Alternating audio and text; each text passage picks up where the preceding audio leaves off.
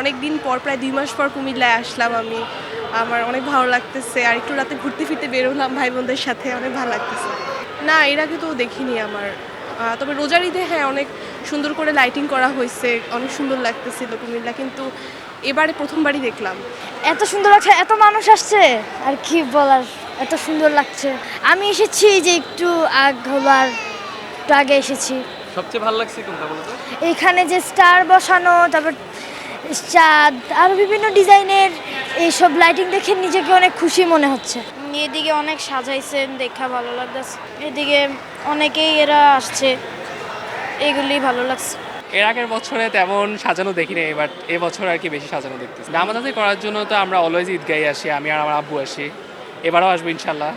হ্যাঁ, মানে এবার তো মৌসুমটা একটু বৃষ্টি চলতেছে, যাক ভালো হয়েছে, এরা হচ্ছে ঠিক করছে। এবার এসে খুব ভালো লাগলো, খুব পরিবেশটা খুব সুন্দর করেছে। এবং তার আগে যত ঈদ উপলক্ষে এরকম আয়োজন করা হয় নাই, কিন্তু এবার সবথেকে আমার মনে হচ্ছে সবথেকে বেটার হয়েছে এবং সুন্দরভাবে লাইটিং করা হচ্ছে, প্যান্ডেল করা হচ্ছে।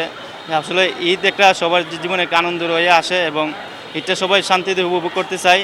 এই জন্য কুমিল্লাতে আপনার ঈদগাহ ময়দান খুব সুন্দরভাবে সাজানো হচ্ছে। একটু ব্যতিক্রম, এই যে প্যান্ডেল ট্যান্ডেল করলো, সাবেনা করলো, অবশ্যই একটু ব্যতিক্রম, এই জন্য একটু ঈদের আগে ঈদের আমেজ মনে হচ্ছে।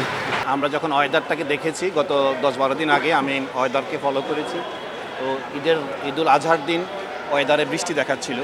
তো আমরা অফিসের সকল কর্মকর্তার সাথে আমি বসি এবং আমরা সিদ্ধান্ত নিই যে নির্বিঘ্নে যেন যদি বৃষ্টি হয় তাহলে, কারণ আপনি জানেন যে কমপক্ষে 20,000 মুসল্লি এখানে একসাথে ঈদের জামাতে অংশগ্রহণ করে, 20,000-এর উপরে। সেটি ঈদগাহের বাইরে যখন নামাজ পড়ে তখন প্রায় 50,000 পর্যন্ত এখানে মুসল্লি সমবেত হয়। তো এই দিকটা চিন্তা করেই, যেহেতু নির্বিঘ্নে যেন মানুষ বৃষ্টি হলেও যেন নামাজ পড়তে পারে, সেজন্যই আমাদের এই টেন্টের ব্যবস্থা আমরা করেছি। এবং আপনি দেখেছেন যে কুমিল্লার মানুষ ইতিমধ্যেই মনে হচ্ছে যেন, মানে এখানে আসলে বোঝা যাচ্ছে যে আগামী পরশু দিনই ঈদের একটা আমেজ এই ঈদগাহে তৈরি হয়েছে। বিশেষ করে সর্বস্তরের মানুষ এটা উপভোগ করছে। প্রস্তুতি কি শেষ যদি বলি আমরা? প্রস্তুতি শেষ বলতে প্রায় শেষ পর্যায়ে।